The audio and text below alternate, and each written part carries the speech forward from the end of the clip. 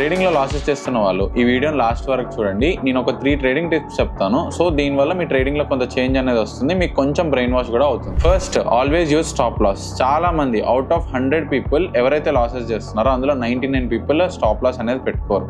Stop loss పెట్టుకుంటే మీ లాసెస్కి ఒక protection లా ఉంటుంది. అండ్ స్టాప్ లాస్కి కానీ వాటికి ప్రాపర్ రీజనింగ్ మీద మీరు వర్క్ చేశారనుకోండి, మీ ట్రేడింగ్ గేమ్లో చాలా చేంజ్ వస్తుంది. సెకండ్, ట్రెండ్ని ఫాలో అవ్వండి. ట్రెండ్ మీద అనాలిసిస్ చేసి ట్రెండ్ని ఫాలో అవుతూ మనం ట్రేడ్ చేయాలి. మీరు చాలాసార్లు ట్రేడ్ తీసుకున్న తర్వాత చాలామంది అనాలిసిస్ చేస్తారు.